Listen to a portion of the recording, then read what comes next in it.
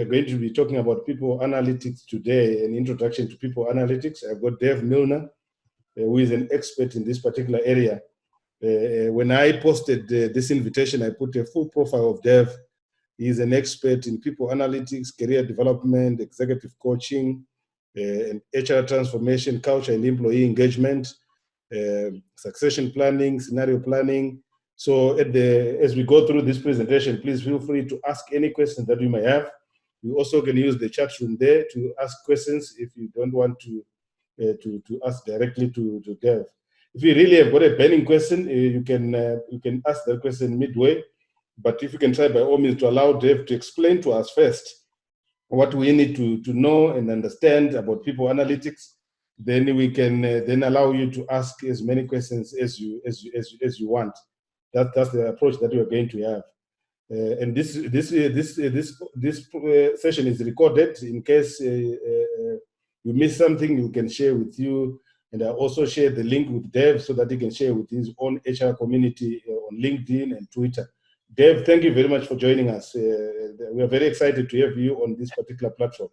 It's my pleasure, Memory. Thank you for asking. Memory and I have virtually got to know each other over a number of years. The power of social media, I suppose. And all I'm going to say about me is that I started off in financial services, looking at whether we lend money to individuals or to organizations. Seemed to end up in personnel, and then got involved in the world of changing personnel to HR. And for the last 30 years, I've been working both as an internal consultant within a bank and then as an external consultant for the last 20 years for companies such as Connexa and IBM up until about 18 months ago. So HR Curator is the sort of name that I'm known by. I think I've got about 26,000 followers on Twitter from the HR community across the world. I have no reason or understanding as to why, but anyway, I must be doing something right. So what I'm going to try and do today is sort of take you through an agenda which is based around the book that I've just recently written with a colleague, Nadeem Khan.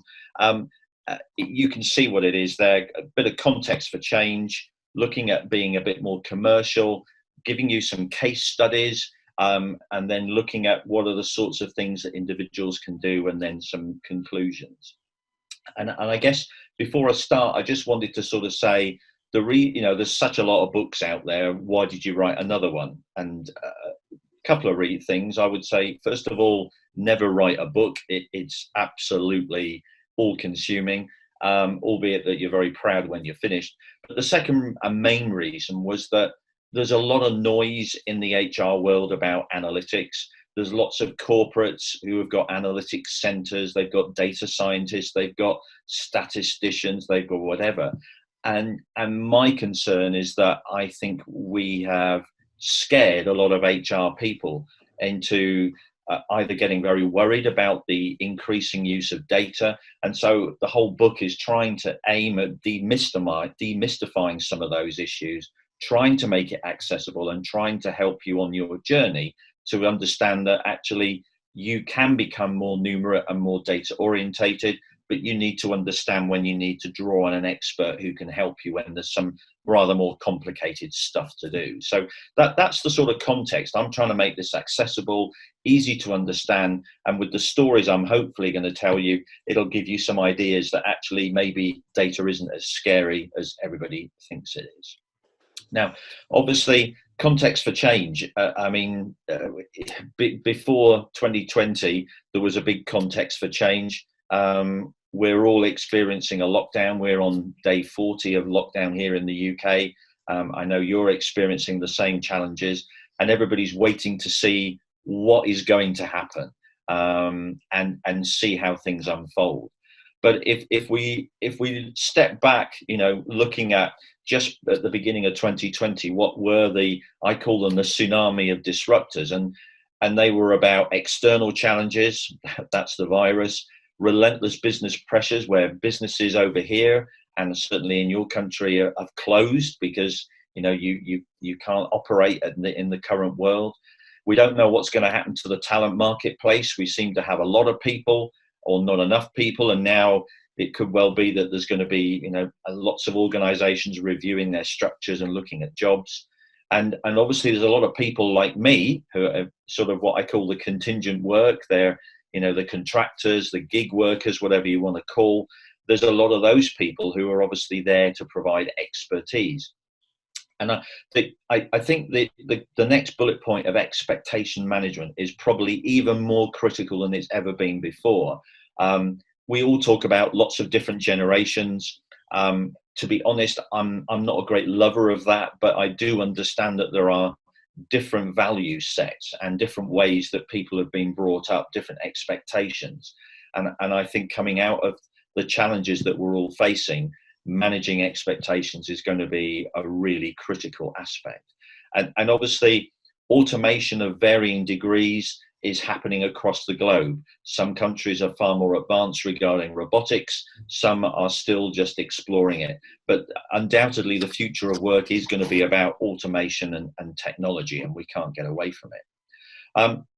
There's stacks of stuff on all this future of work. And what I've tried to do is I've tried to simplify it on one slide. And I'm not going to go into significant detail, but I think the issue for me is that we've got, starting at 1 o'clock, an overwhelmed workforce, where there's going to be a lot of pressure on the workforce, and HR has a critical part in trying to help the business understand what that looks like, what that feels like. Certainly over here and in Europe and in America particularly, there's a lot of talk about the new normal. That's just going to be constant change. And obviously the global economy has had a big reset. And I think the opportunity for HR is how do we help our businesses thrive after that reset? And I see this whole thing as an opportunity for the HR community. It will be challenging, but I see it as a big, big opportunity. There's been a lot of talk about employee experience in terms of making people feel really part of an organization and feeling really aligned with it.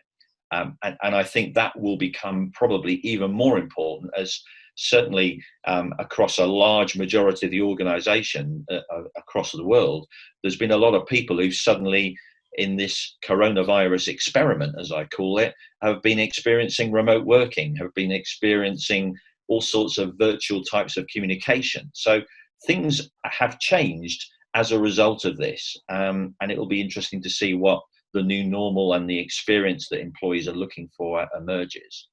Jobs may well be reshaped, either as a result of automation or technology, or as a result of organizations having to reset themselves to be able to move forward. There will definitely be new leadership challenges, new behaviors.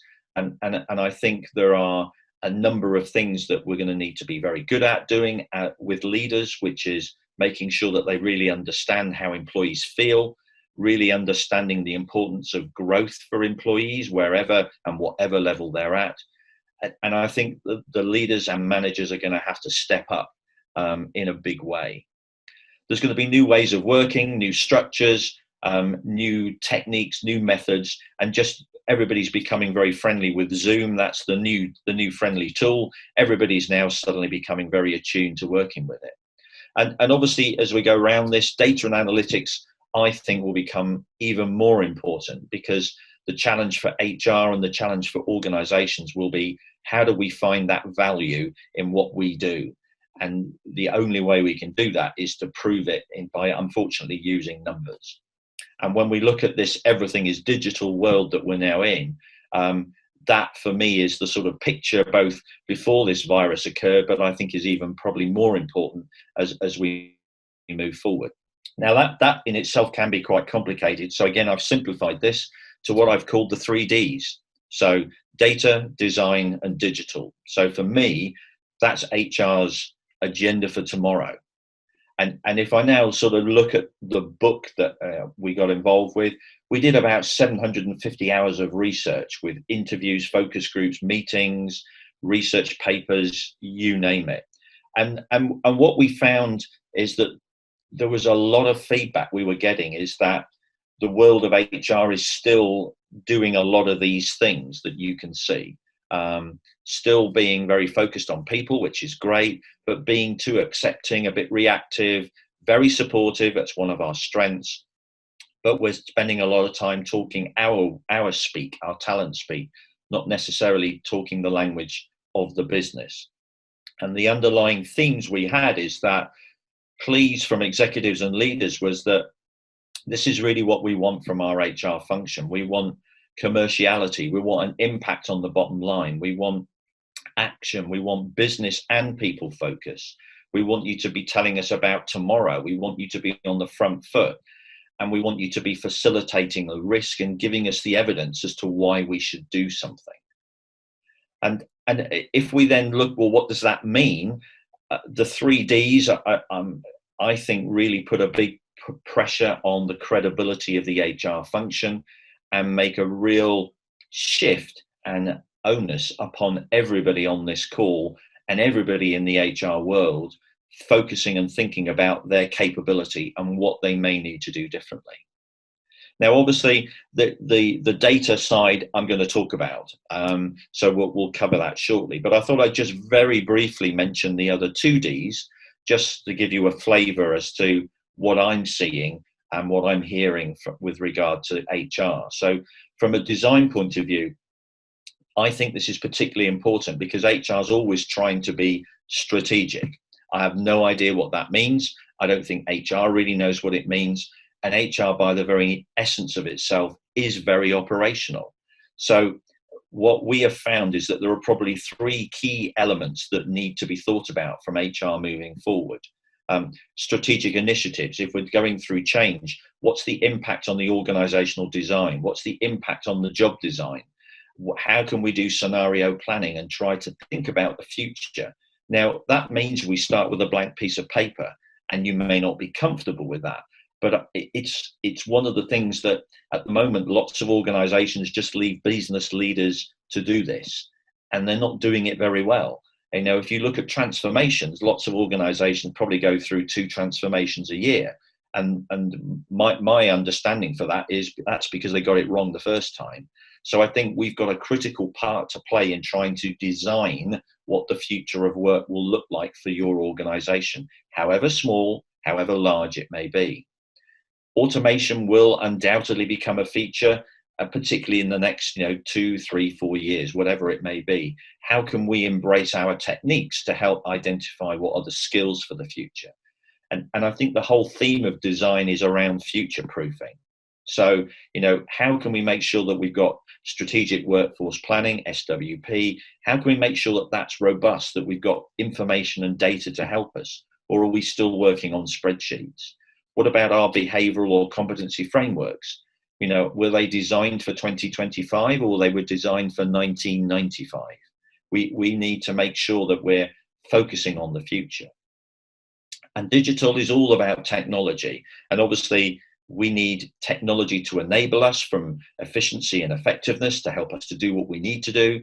But there are specialized tools in the area of people analytics or well-being or onboarding or whatever.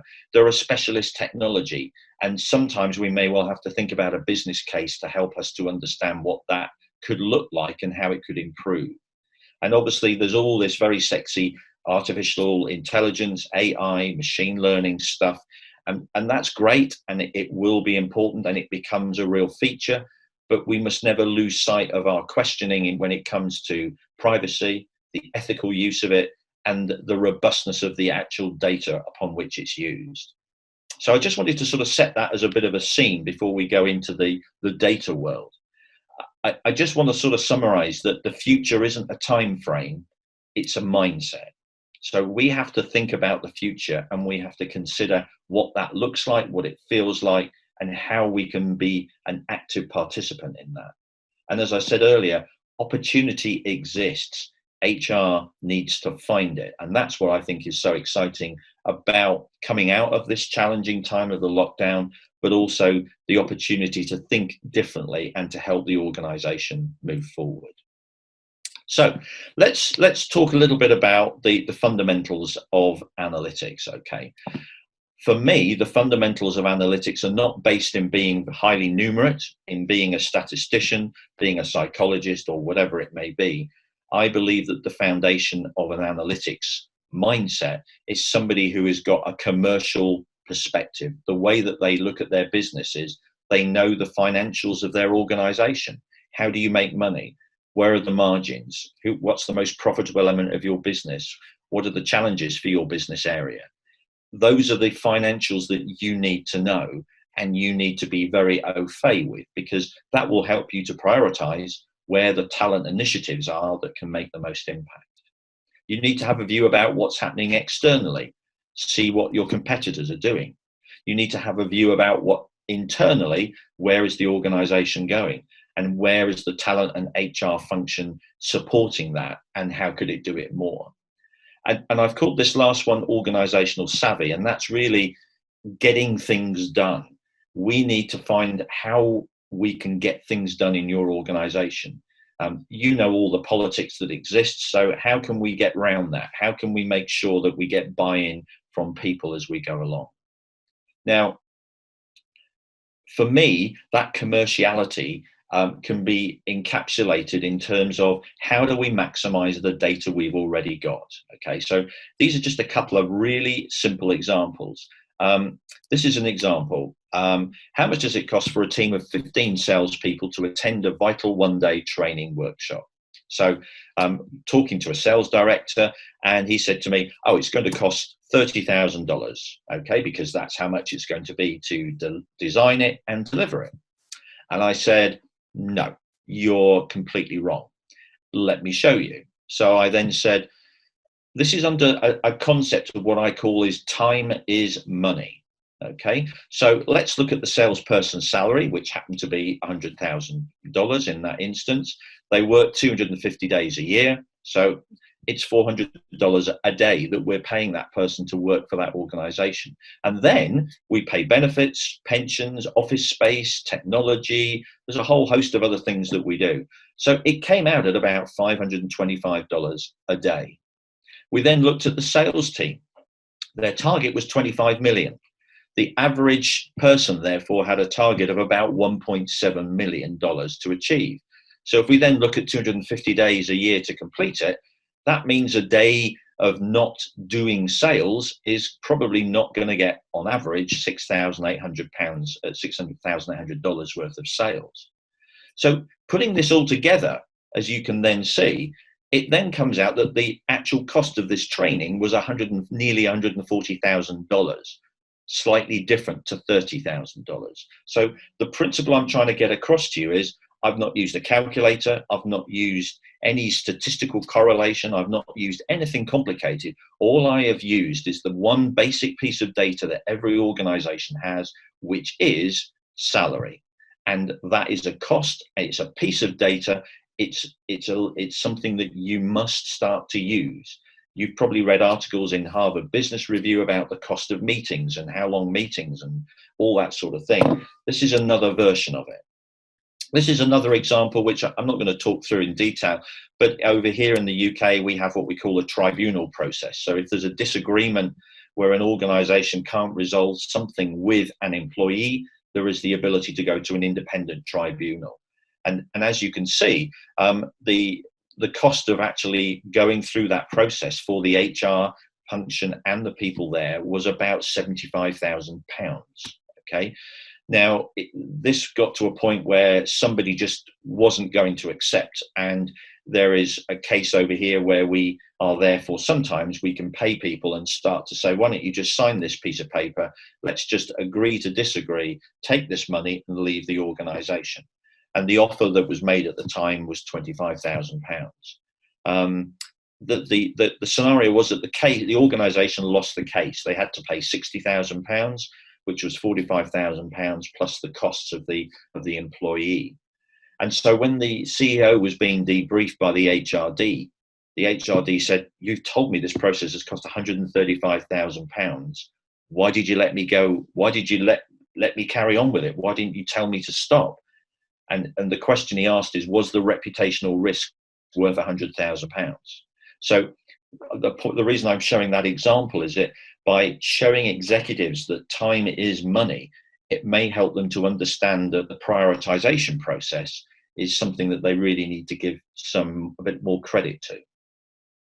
So if I'm going on about that data is the new currency, it's the big thing, I think there are probably 5 key themes, and we've touched on the financial mindset already.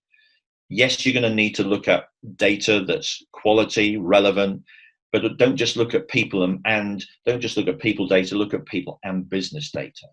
Now, I worked in HR for in a function for about 10 years, and we had to get everything perfect. We had to get everything right, 100%. It couldn't go anywhere unless it was right. We're in the world of the 80-20 rule, the 70-30 rule. If you've got enough data, then it enables you to start to make some judgments, to start to make some hypothesis or some ideas about it. Perfection is not what you will ever achieve, because if you wait for perfection, you're never going to do any data analysis whatsoever. I think what I want to try and do fundamentally say is that we're looking at mathematics. We're looking at getting you to look at data through a different lens. Yes, there is a science and a statistics, but I believe that probably 50 to 60% of analytical work can be done by using mathematics. The more complex work needs definitely a psychologist or a data scientist or somebody who has got a very strong analytical mindset. But I think the critical thing is, at the moment, I think we've scared the messenger. That's you, HR. But there are probably some line managers that also aren't particularly savvy on numbers as well. So we really need to downplay this statistical aspect and look at what we can do. But as you set things up, there are governance issues to consider and there are cultural issues to consider. So this is not an easy shift. So, don't expect to suddenly from tomorrow or Monday suddenly start to be able to do this stuff. So I've set a bit of context. So let's now look at how people analytics can deliver value. Now, as you can see from the slide there is an all-encompassing blue shade there, the commercial mindset. That for me is the key. It's the critical part because it enables us to ask the right questions, understand what the data is saying, and hopefully make sense of what's going to happen. And from our research, we found that there are 2 streams of activity. There's reporting and there is analytics. And both of them complement each other, and you need both to be able to do it. And we've sort of found that there are 4 different levels of capability. So the first level is a bit ad hoc. It probably has some metrics. Probably you're using spreadsheets. You're trying to make things look great by using probably Microsoft Excel or some of those very basic programs. And you're probably quite reactive. But it's important because you are still trying to demonstrate that data can tell some sort of story. But this is probably tending to look backwards at what has happened in the past. If we look at level 2, this is probably where you may have a proper HR technology system, an HR information system. It may be that you're starting to operationalize some of the reporting, and you may have developed some of your own specialist metrics for your organization. We're going to have dashboards, which are, they're useful, but remember that dashboards on HR are probably most useful for HR. The board probably aren't going to be that interested in a lot of it. So you need to be very selective if you are going to show dashboards to your executive about which particular things are relevant to them. And that's one of the key things. It's about the relevance of that data to them. Now, shifting across to the more of an analytical flow, this is where we're starting to develop models and ways of looking at things. And that could be trying to understand the cause of problems, the correlation that exists between different things, and the implications of something. So there's probably a little bit of looking at the past and trying to look and see what it could mean for the future. And obviously level 4 is, there are probably not that many organizations who are operating at that level, despite what they may say. But this is where they will probably be working in the predictive world, where they'll be looking at scenario planning. They may well have a center of analytics expertise. Probably risk and workforce planning will be integrated. And their mindset is that HR is a profit center. It's not a cost center. So just think about that. HR is a profit center. It's not a cost center. And that ultimately, for me, is the underlying reason why I believe that data and analytics is critical for HR. Now, if we looked at, in the next 3, 4, 5 years, there will undoubtedly be some really sexy, smart technology that will evolve, where I'll be able to just talk to my computer and it will actually be able to do some of these analytical calculations themselves, whether it's augmented analytics, AI, machine learning, whatever it is, that will happen. But we are always going to need people to help to make the decisions. The AI and all of these techniques are here to make better decisions, help you to make better informed decisions. They are not to take the decision making away. Now, what I thought I'd do is I'll take you on a journey of some examples about what organisations have done. This is a British charity organisation called the British Heart Foundation, and I wanted to share this because they haven't got anything at all in the area of analytics. So they've gone through quite a rigorous process of talking to stakeholders, understanding what stakeholders are looking for when it comes to data, and they've come up with a roadmap about where the most important reporting data is going to be. And then they're starting to manage expectations of stakeholders about how they could start to move forward into the world of analytics very, very slowly on a crawl, walk, run type of basis. So that's a very simple example. Critical learning, stakeholder involvement, have a plan, have a roadmap. It's going to take time. The next example at level 1 is a metric, and this was a metric I worked out with a technical solutions organization. Quality of hire was an issue. Did a lot of research, talking to various people, looking at the sorts of numbers of people that had left, and they created a metric, and you can see the metric there: average job performance of new hires, percentage of new hires reaching acceptable performance in 6 months, percentage of new hires retained after 12 months. And that was the 3 critical things for that organization. And they established a benchmark of 75, which was based on the numerical assessment of each of those things. Initially, the level was at 52. It raised to 93 over a 9-month period. And the most critical thing is that it led to the introduction of a more evidence-based recruitment process. It led to managers getting trained properly, and it led to line managers actually having a hunger for data and starting to want to do different areas of reporting. Now, if we look at level 2, this is the Admiral Group, which is a global financial services company. And their trouble and issue is a common one, where the larger the organization becomes, the more likely it is that you will have different systems across HR, and your challenge is therefore to pull it together. So what they did is they identified a piece of technology that could pull all their different systems together, so that now every HR business partner could suddenly look at attrition and absence in the same way, from a global picture, from a regional picture, from a functional basis. And it meant also that they were able to comply with external financial challenges that were coming their way. The key for this is that it made HR business partners able to look at things in the same way. So the business partners were talking in the same language. They were talking in the same methods. It meant that decisions could be made quicker, and it meant that by housing all this data in one place enabled them to start to understand how they could move into the world of analytics and start to become a bit more complex. Here's another example at level 2, and this is a company called SPX Flow. They basically wanted to reduce their reliance on direct sourcing, in terms of going to agencies. So they really wanted to try and make sure that if they were bringing it into one source, which was a centralized function with a recruitment process outsourcer support, how could they do that and what impact would it have?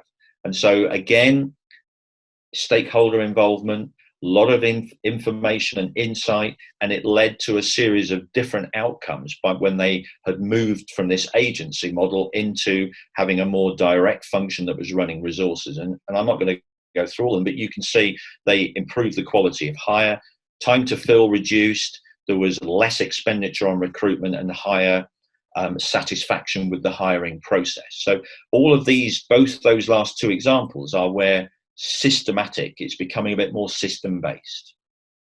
Let's move into the world of analytics, and this is a UK example. It's a retail chain of convenience stores. So as you'd have probably in Zimbabwe, you'd have little stores on the corner, and you can go there and get your provisions when you're not in lockdown, obviously. They had a real issue that they were losing their store managers. 30% of them were leaving every year. They had a diabolical recruitment process, which was costing, on a time is money basis, £500,000.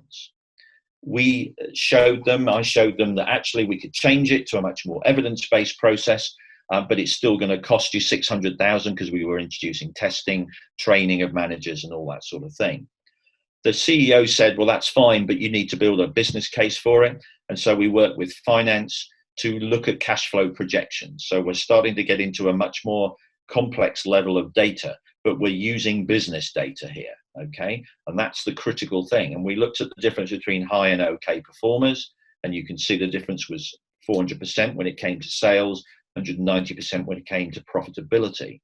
And then we started to say, if we could replace our okay or average or at times pretty poor managers with much better quality ones, what impact would that have based on the data that we've got on cash flow? And the finance predicted the 3-year figures of 100,000, 250,000, 275,000. So, they were saying that actually this could make a big, big difference. So the process was changed. We trained everybody. We had lots of top management support.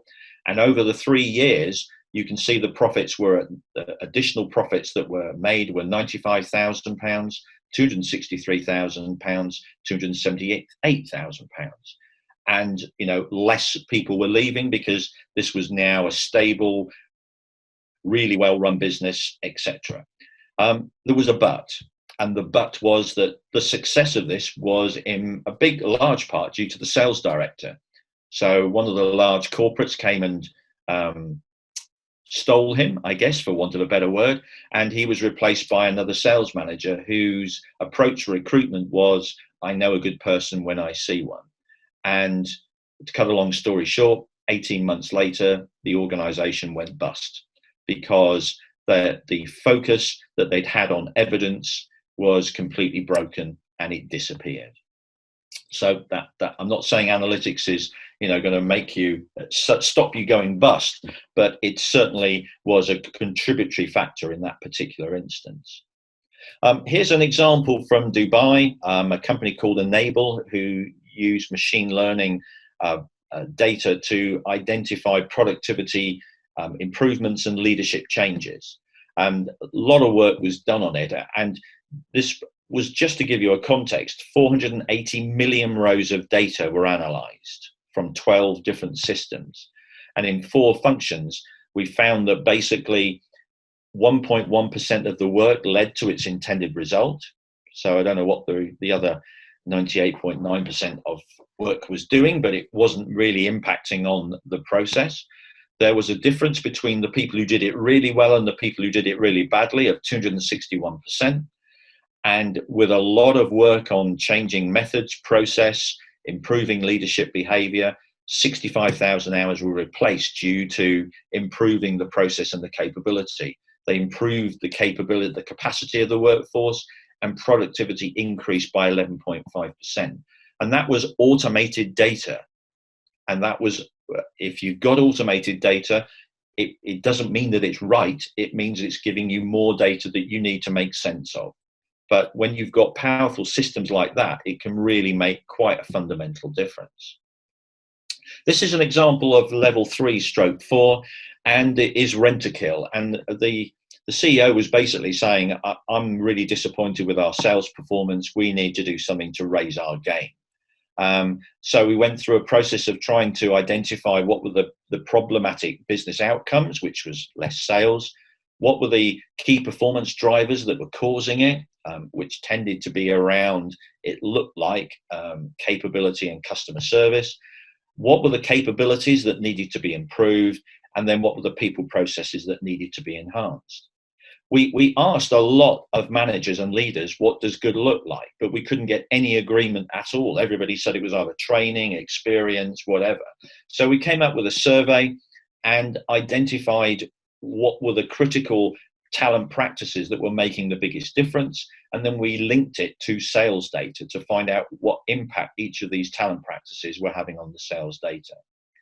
The bottom line is a new recruitment process, that was the key priority, was designed, and we then looked at how the process drove improved sales across different regions. So in the UK, it was 17.6% improved sales, Netherlands 17.8, US 32.9, France 16.8.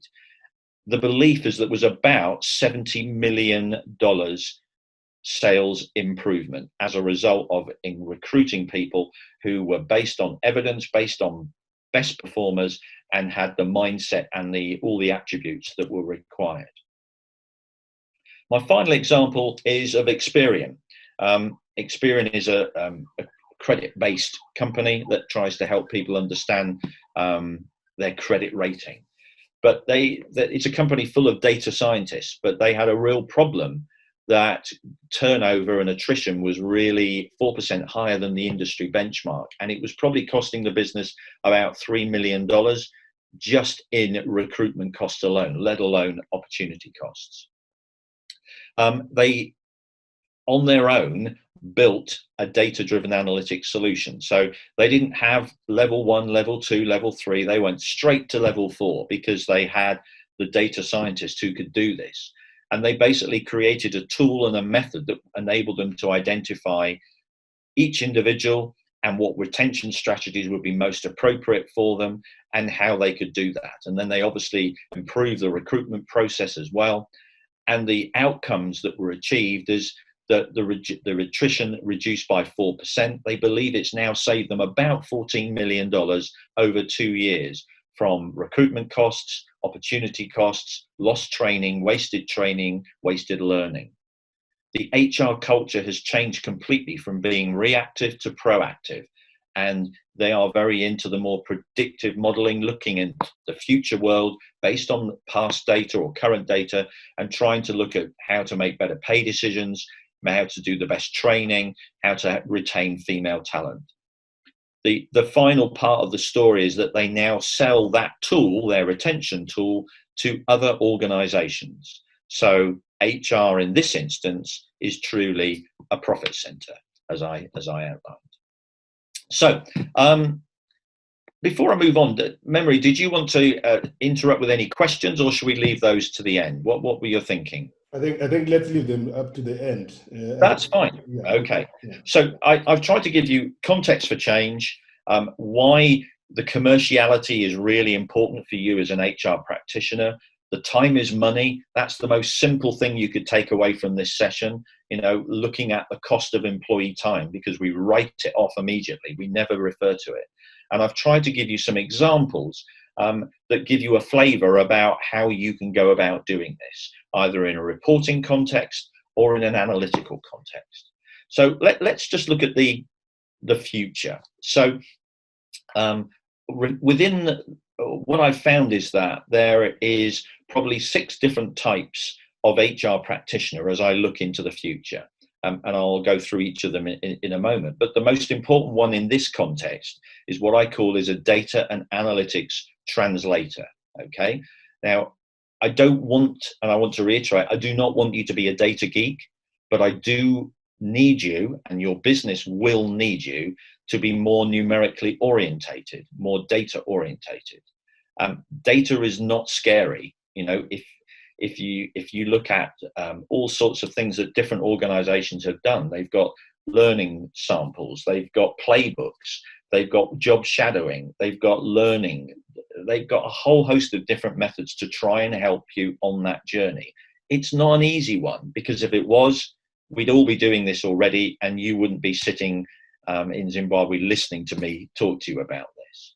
But within the book, what we've tried to do is we've tried to put a very simple playbook that starts to outline a way of looking at things. So for me, what gets measured gets done. So for me, start with your KPIs, your own individual KPIs.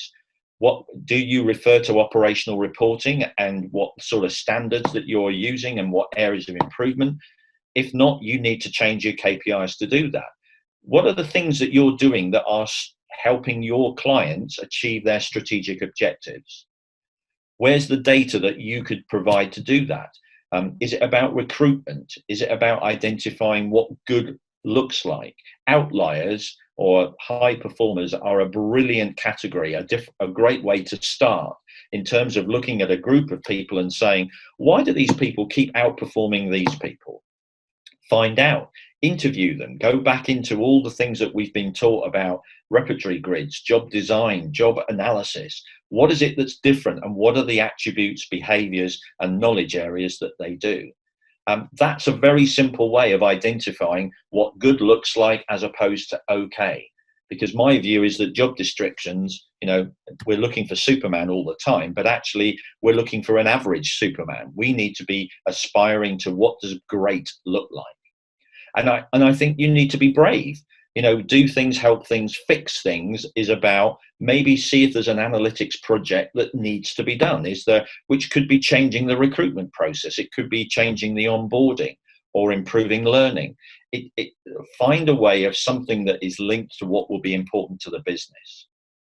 From a consulting point of view, you know your environment better than anyone, but what's your analytical behavior like? What's your commercial mindset like? Our book has a questionnaire in it of 40 questions to see how commercial you really are. And do you have an analytical process and method that you could go through? And where are the experts that you could draw on? Because we found that people who deal with pay in large corporates are brilliant at the numbers. We found that finance, I know it's hard to talk to finance, but when they do talk, they have got that expertise. And you can always draw on experts such as memory externally to bring them in. And you don't necessarily need to have them for weeks. It may be that there's just a particular task that you need them to do.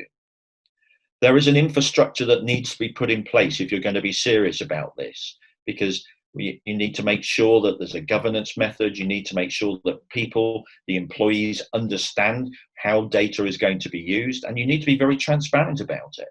And obviously, you need to make sure that your technology system is robust enough and is able to provide you with that data. But any people analytics project is a change project, whether it's just a small project, a large or medium project. So with all change, how do you sustain it? How do you drive it? How do you take it forward? AstraZeneca, which I know is a large, huge corporate, but within the book that I wrote, they have implemented Workday, which is an HRIS system. And they basically came to the conclusion that having got the system, a lot of their HR practitioners were really not making the most of it because they were scared by data. They basically had capability calls. They had a portal that was full of learning tools and articles, which I think includes a lot of my tweets. They had an analytics network that was trying to help people to understand that you are not the only person that doesn't know how to do this. So let's work it through together.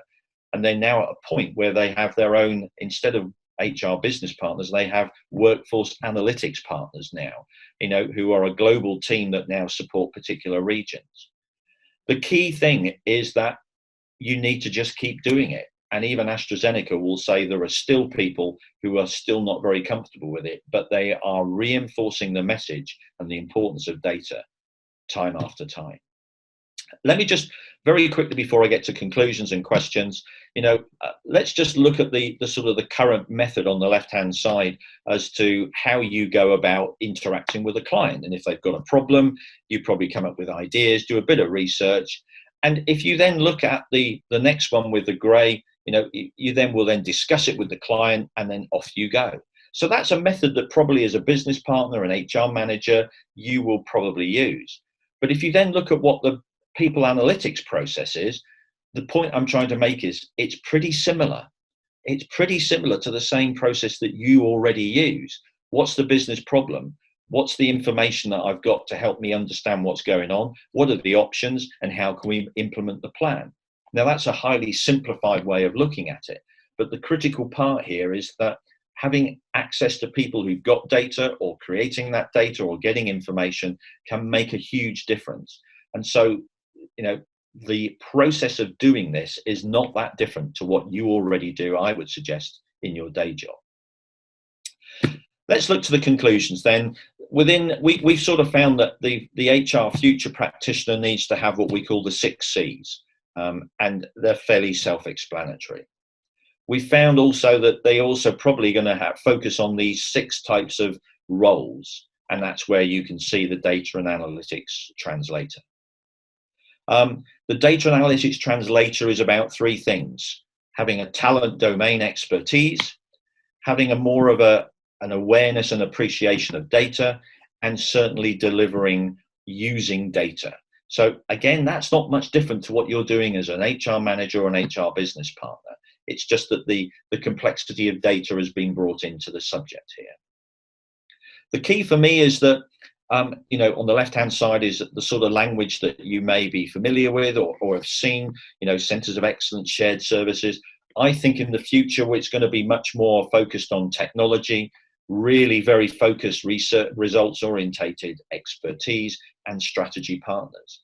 And I think for me, HR needs to move from being a service station. You know, you can go and get your gas and it doesn't matter which station you go into, but you need to be more of a power station. You may not get appreciated all the time. HR doesn't get appreciated all the time, but just remember what it's like when the power isn't available. Everybody goes mad and suddenly you become the most important person. I believe that HR's got to become much more clearer in terms of what it's doing from an operational and a strategic point of view. It needs to focus on commerciality because I think that builds your credibility. And remember, you are a trusted thought leader of your discipline of HR. So we need to make sure that it resonates and it makes a difference. I think HR still needs to change the perception it has itself. It certainly needs to organize itself for success. And I think we just really need to get far more commercial and business orientated. And I think if you look on the right-hand side from an analytical focus, you've probably seen some of the things I've already mentioned. The one I think that's most important is number 8. We've got to model the financial impact of HR. If you've got a talent practice, how do you know it's working? And you've got to make sure that there is some data that helps you to understand that. And that core basic data will help you to start yourself on the analytics journey. Now, you can see that's me. You can connect with me on LinkedIn, on Twitter, and all that sort of stuff. That's the book that I've written, which I hope is very accessible. I think we're probably in for questions, aren't we now? Yes, I think we can take questions. To all the participants, if you've got a question, you can raise your hand or you can just unmute yourself and start talking, then I'll moderate from there. I'll ask my own questions later, but I want to give the participants an opportunity. Yeah, no, absolutely. Yeah. Questions?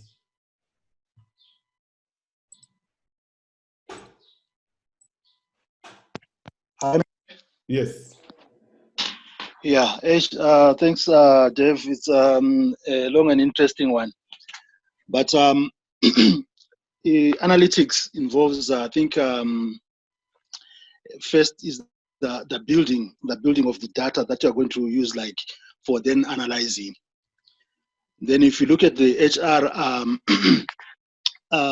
organization, let me say organization, the basic data collection that HR does is first you get maybe a resume, a CV, you get an employee's history, you know, and then maybe you can also go into performance management. You get those records, and then you put into your analytics systems. I understand from for example, Google and Facebook, they harvest data, and the key strategy is when you're harvesting data, it's you harvest the best data if the subject doesn't know that they're being analyzed or their data is being collected. But in an organizational setup now, the employee knows. When you go for performance management, the employee knows that my data is being collected. When they put their CV, they know that they want to impress. They don't present themselves the way they would present themselves in a natural environment or natural atmosphere. How then do you make sure that you collect the most correct data ethically, but with the employee knowing that their data is being collected. Okay, no, it's a great question, and I think let's just go back to recruitment, which is where you're coming from. So when you're advertising the job, what's the criteria that you're advertising? So the question would then reflect back to you is, so is the criteria that you're asking for the criteria that's driven by high performing people in that job? Okay, and so I'm really not interested in CVs, but I'm interested in the CV aspects that reflect the things that relate to the criteria that are in your job. That's why the advert, whether it's online, newspaper, whatever, is so important, because that criteria drives the process. So that's the transparency. That's telling the prospective candidate, that's what I want. And then I think, you may well have to think about, how do we then score and assess it? Because, as you rightly said, CVs don't score it. They're not easy to score. So you're going to have to make a judgment call as to, does that got high evidence of this, medium evidence, low evidence? And you have to justify why that is, so that you're clear in the recruitment method and the process that you've done. So you're right, there isn't a lot of data in some of the methods, but we've got to introduce it. We used to call it biodata. That was the old phrase that was used for, in terms of biodata, how we assess CVs. So I think we need to go back to really making sure that the criteria for jobs is very clear, very transparent, very obvious, that it's, not overwhelming, but certainly comprehensive, and that it really focuses your recruitment method on what you're interested in. Yes, a CV gives you an outline of what they've done, but I want to see what they've done in relation to running projects, managing stakeholders, whatever it is, that's the important thing that drives it. So I think you've got to really think about how you drive that process into a more numerical way of assessing people. Because, I'm an advisor to some technology companies who are automating that process through artificial intelligence, machine learning. And so people are responding to questions that they're given because they've expressed an interest, and then those responses are then being assessed, and then they're verified and checked by a person. So it's not a machine doing it, but they're introducing data sources right at the very beginning and starting to, as they go through the filter all the way down to an interview or whatever method you want to use, then they're starting to complement data with more data. So I think you've got to turn the non-data sources that you're given into a more accessible way of creating that data that enables you to differentiate one person from another. That's where I would be looking for. And I think that the key is that once you've got that data, you've got to collect it and got to put it somewhere, because the worst thing that I continue to see, even today, even in large organizations, is that somebody joins, they've been through a very rigorous recruitment process, and the data is nowhere to be seen. That needs to go onto an information system right out, because that's giving you the first piece of employee data on their life cycle that we should be, referring to and using for learning, development, whatever it may be. Yeah. Does that help? I think so. Are you answered? Okay, maybe let's move on to the next question, Dev, which is here from Sandra. Sandra says, what type of capabilities do I need to focus on to develop in order to be able to move from save station to power station competencies? Half the time I know what to do, but the how is the challenging part, I think. Okay, so great question. So I think there are three critical ones. Okay, I think this commercial awareness is really important. You've got to be able to talk the language of the business leaders that you're engaging with. You've got to be able to turn your HR practice into something that has a meaningful business focus. So commercial orientation. I think you need to obviously improve your problem-solving analytical capabilities of being able to, look at information and make sense of it. I think thirdly, and most importantly, is you need to be good at influencing and creating an impact, because, I showed that process, there, I showed it on screen now. I showed that process. And obviously the most critical part is the green part. Okay, when you're discussing with the client the story of what has been found from the data, and that's when you need to be telling a story, not giving them 30 slides of data, but giving them 2 or 3 slides that are saying, this is all you need to know. This is what we did. This is the research. This is what we found. This is what I'm recommending that we're doing and how we're going to do it. So I think impact and influence is really, really an important interpersonal skill, which then will complement the commercial and problem-solving capability, which is undoubtedly going to be very important. That would be my top 3 off the top. Okay, thank you. The other one, I think you've already answered from Morgan. He says, how best do you introduce people analytics in the HR function, in an HR function in an organization? I think that's what you're explaining now. Yes, but I think the one thing I would say is that HR, we can do our stuff and we can introduce people analytics, fine, but we need to understand that this is a culture change. Okay, so we therefore need to make sure that managers and leaders understand the new way of working, the fact that actually we're not making the decision for you, but we will be making strong recommendations based on evidence.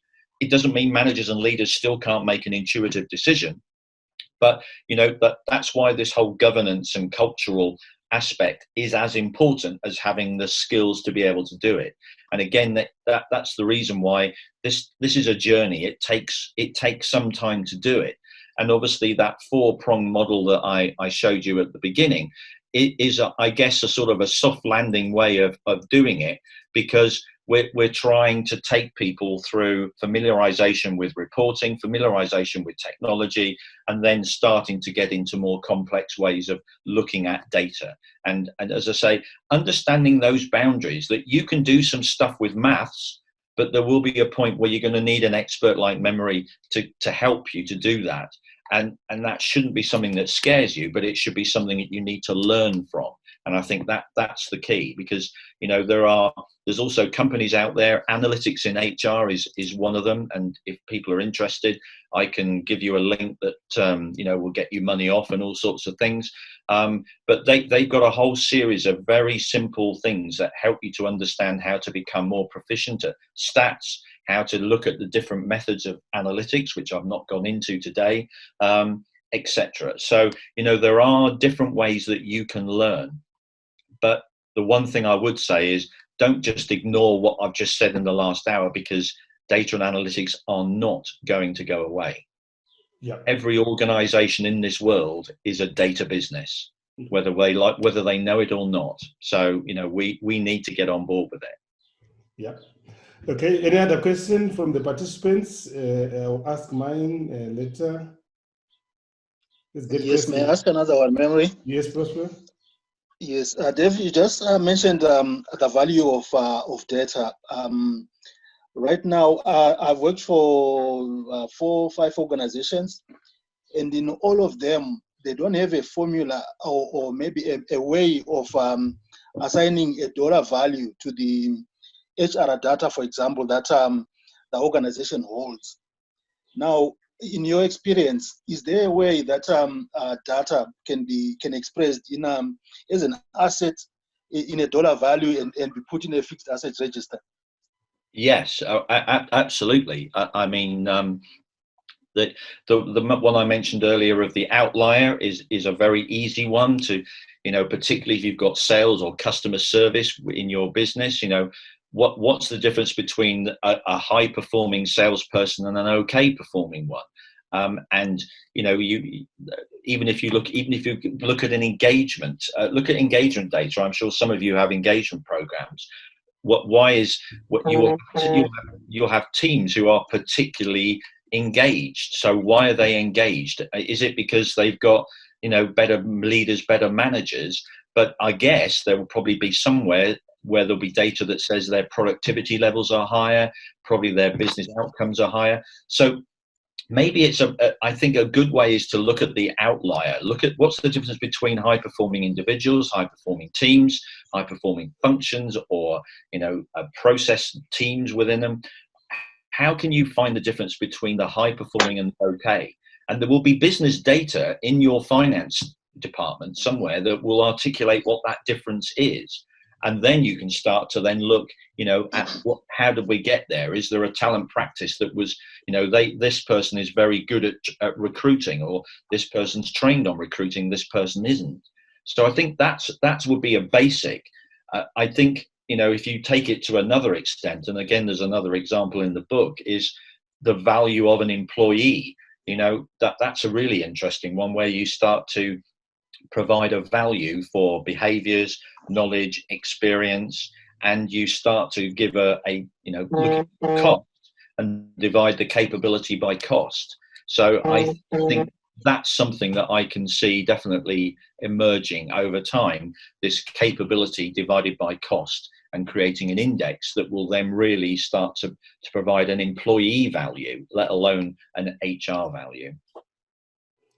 Thank you, Dave. There is another question here. How do you commercialize roles in functions in HR in a company where the current role you are in, e.g., graduate trainee, who is not privy to management committee meetings? How do I make an impact when I see there is a gap to introduce people analytics, but the drawback is I will be seen as just a trainee?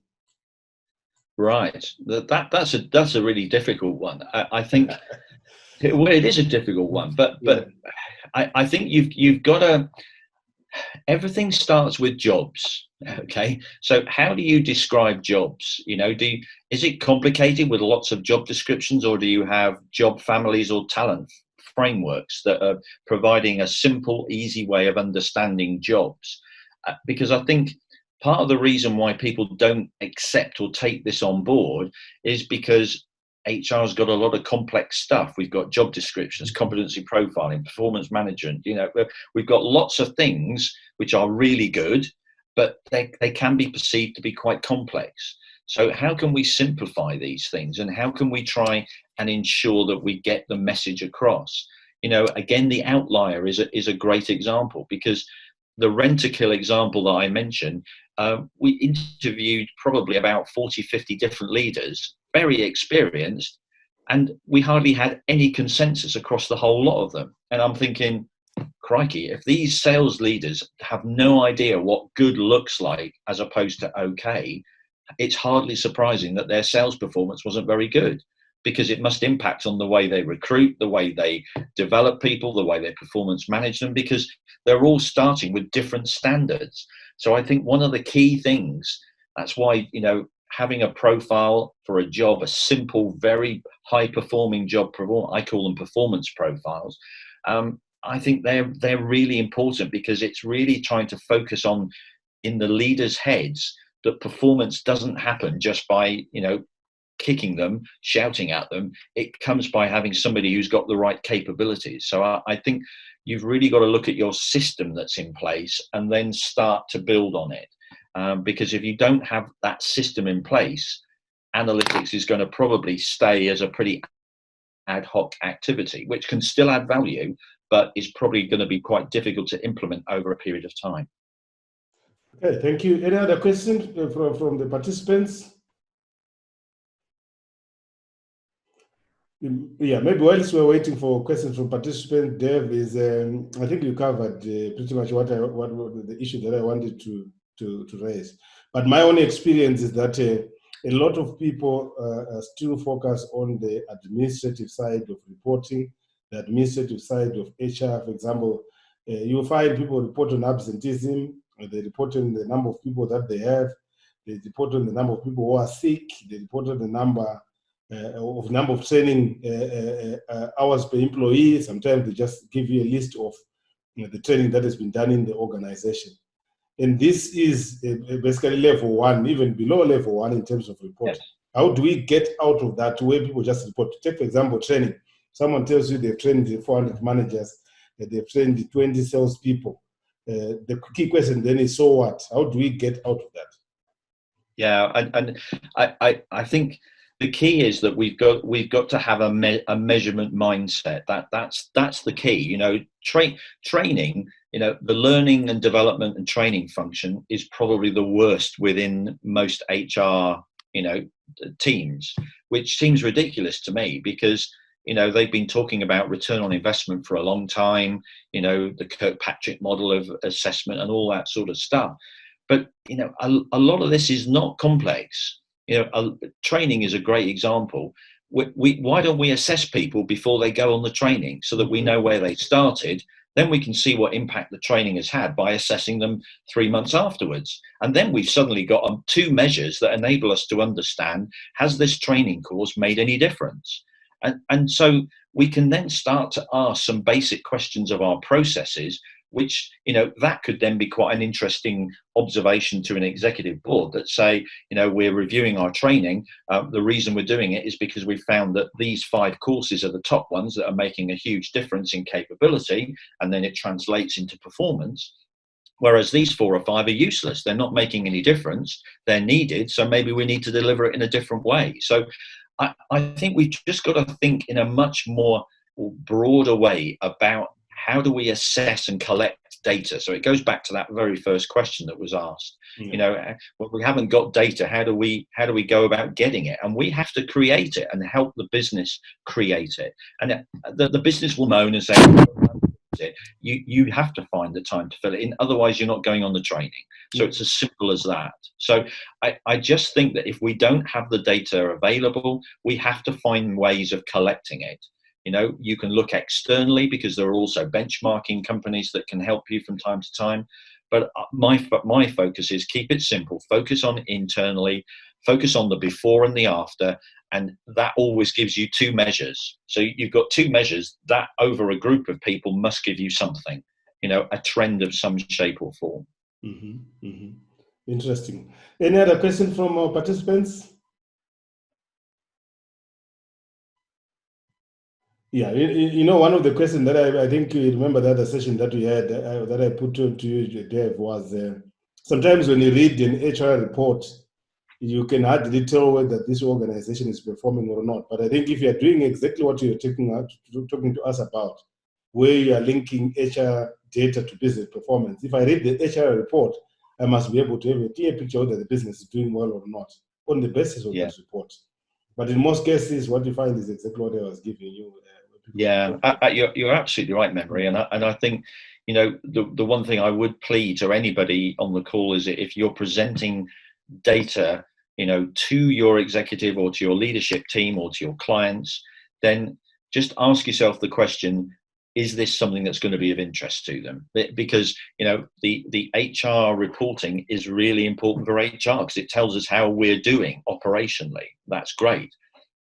But if you're going to present it, you need to make sure that it's relevant to the person that you're talking to and that they would get something out of it. Because the majority of dashboards that I see are vitally important for HR, but they're just useful for business leaders. And we need to think in those modes as to, is it essential? Is it important? Is it useful? And I think that's, we've got to, you know, that's job analysis language, isn't it? Useful, important, and essential. So we've got to think about when we're presenting data, what is it that's going to, what are you trying to get out of it? And will that be essential knowledge that this leader needs to know? And I think, you know, that's where when you're doing, if you've got collecting data before and after, and you've got some trends or you've got a lot of data that you're providing some information about, which is again, mathematics, nothing overly complicated, you know, that's the story that they may well want to hear. And that's where you then need to provide that, you know, that story, but also with recommendations. You know, it's no point just leaving it up to them because you're you know, HR is just one of 40 different things they're having to think about every day. So we need to take them to the water, and we need to tell them how to drink. Thank you very much, Dave. I think we're getting to the end of this particular training. Absolutely.